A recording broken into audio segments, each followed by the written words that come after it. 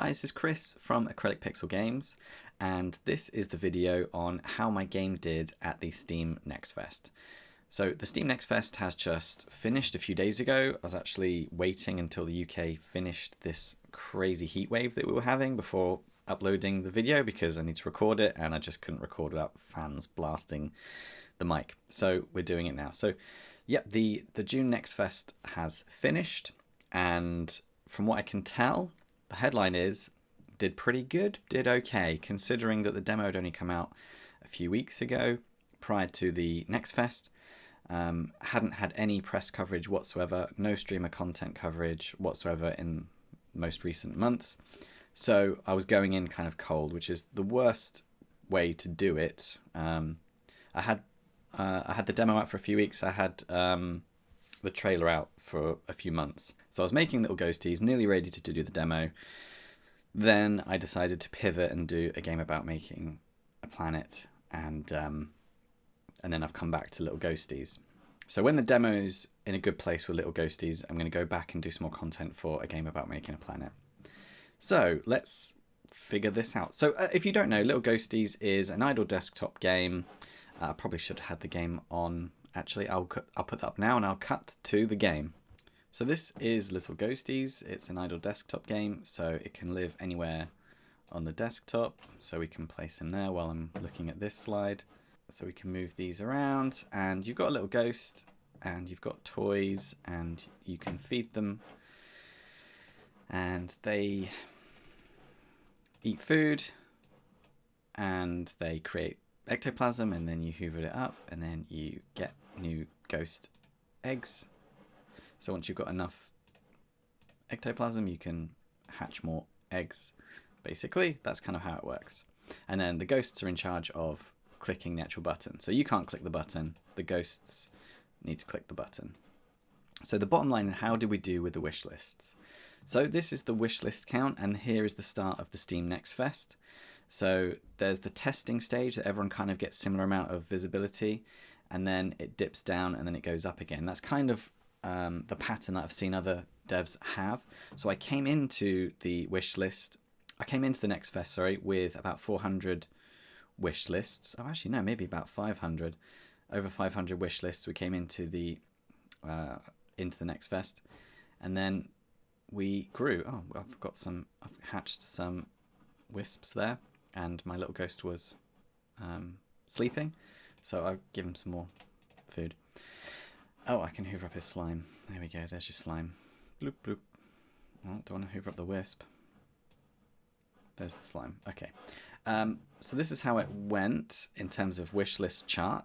That's pretty cool. So bottom line, I got about 2,000 wish lists. Chris Sikowski from, howtomarketagame.com gave this really cool tracker. So if you go onto the website, howtomarketagame.com/SNF/, then you will get this June NextFest tracker. And you basically put in all your store impressions, and then you put in your wish lists, and then it tracks it for you. So yeah, I got 1,871 wish lists over the week, which is really cool. And you can actually zoom in by getting rid of the top ones. So obviously we're nowhere near diamond and gold tier with impressions or wish lists, but if we have a look, we get rid of those and we see bronze and silver. We can see we started off fairly modestly with the impressions and the wish lists. Actually started fairly high in between, and then when the testing stage was happening over the first 3 days, we had kind of like in between bronze and silver, and then it kind of decided, oh no, you're silver tier, which is great for a solo indie game developer. What it means is this game is going to make some money. So the question still remains about how much money it's going to make, but because I've got like 4,000, I've come out now with about 2,000 wish lists, sorry, I'm confusing my games. Because I've come out with about 2,000 wish lists, the game will make some money. Some people will buy the game. And there's some cool stats which I can show you to show that the game does have a bit of a fan base as well already at this stage, which is really great to see. So, yep, and then after the testing stage, the impressions carried on sort of middle of the road silver tier, which was great. And then the wish lists kind of followed suit. And then towards the end, kind of raising a bit and then towards the end going down a bit. And then afterwards as well, we saw the picture that it just kind of bottomed off. So it's sort of, 10, 17 kind of wish lists a day after the Steam NextFest. So that's how the wish lists went.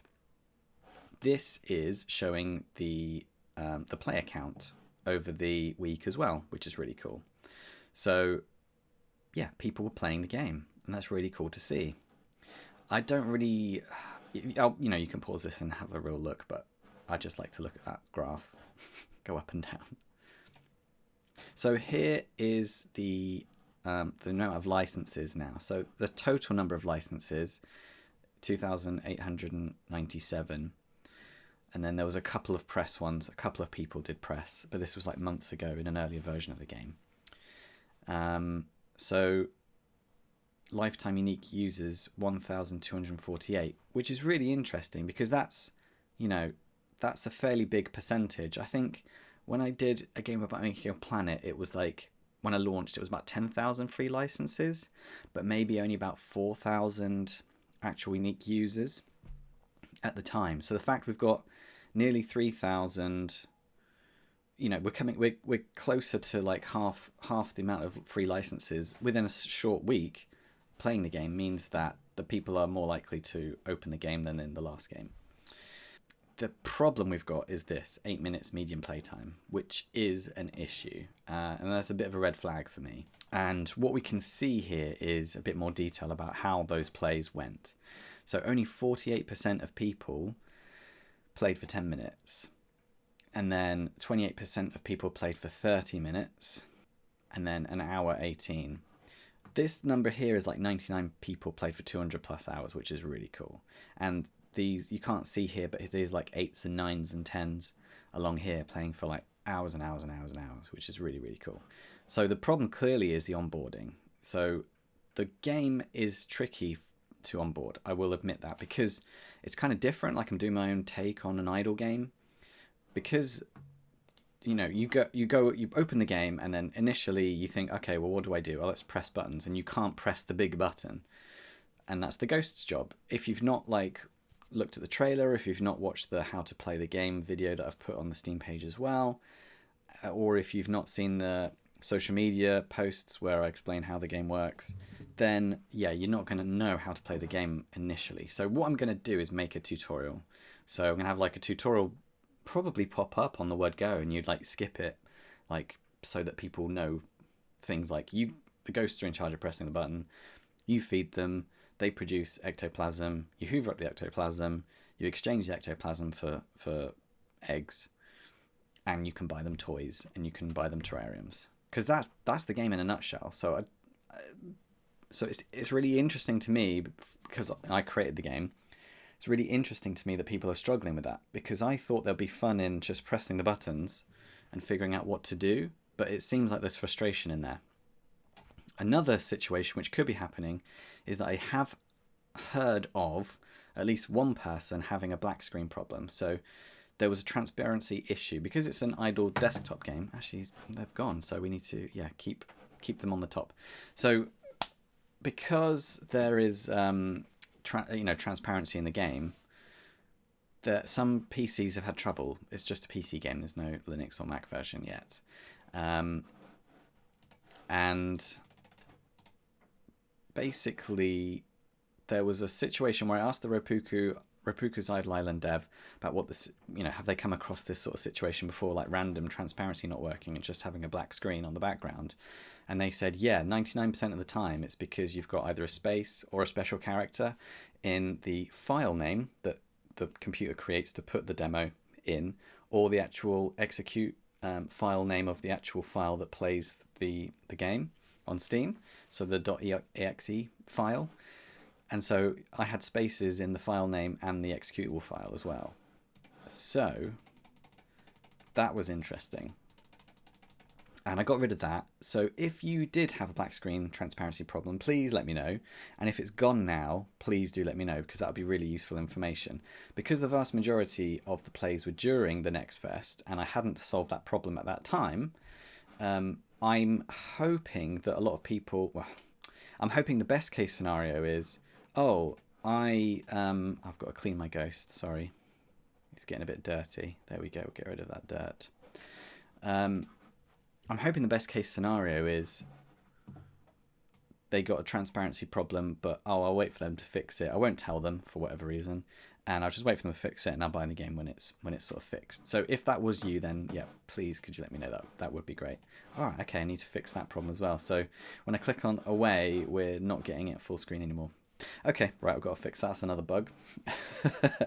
So that's the playtime for that. So that, in a nutshell, that's kind of how my NextFest went for Little Ghosties.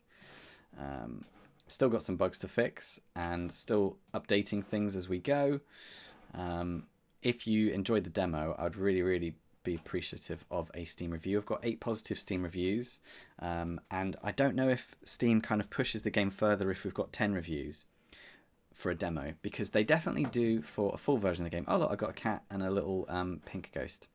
So they definitely do for the full version of the game. So the full version of the game, a normal game release, after 10 reviews, Steam definitely do push the game further, because it's basically validated, oh yeah, this game isn't a load of rubbish, we're going to show the game off, and they throttle the visibility prior to 10 reviews as well. So if I can get a couple more reviews on the demo, I'm hoping that natural visibility on Steam will sort of kick in, and we'll get some more wish lists.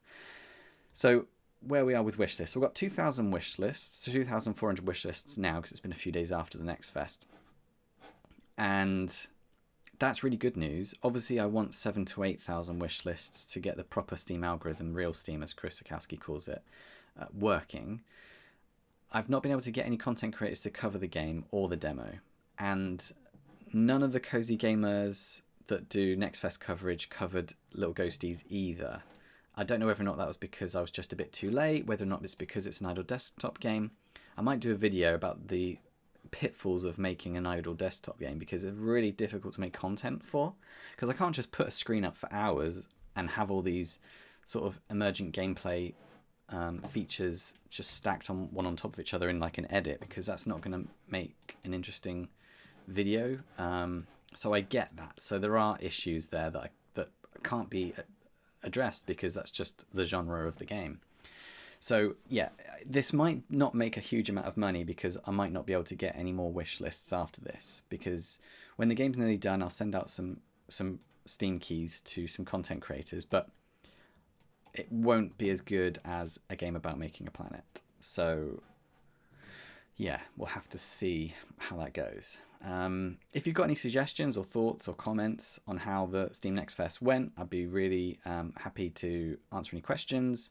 Really interested to see how your games went in comparison to mine. I have been looking at some of the stuff on YouTube, and a lot of sort of first-time devs have felt the sting of not being prepared enough for the Steam NextFest and not getting many wish lists, or coming out with like just 1,000 and thinking that's amazing, when I don't want to put a damp squid on it, you know, squib.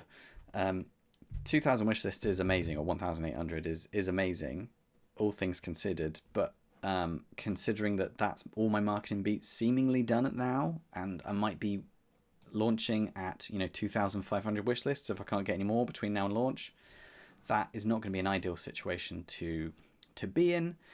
This just might be one of those games where it's like, oh, I'll just buy it when it's out, I won't sort of wait sort of situation. It's quite possible that could be the case, but again, I need Steam to do the visibility. So yeah, I'm waffling, I'll leave it there. If you wanted to keep up to date with Little Ghosties, then you can join the Discord. The link will be in the description in the video. I do have a Patreon as well if you're interested in supporting the development of Little Ghosties. And of course, yes, if you're interested in the game, wishlist it on Steam as well and play the demo. And I will see you in the next one.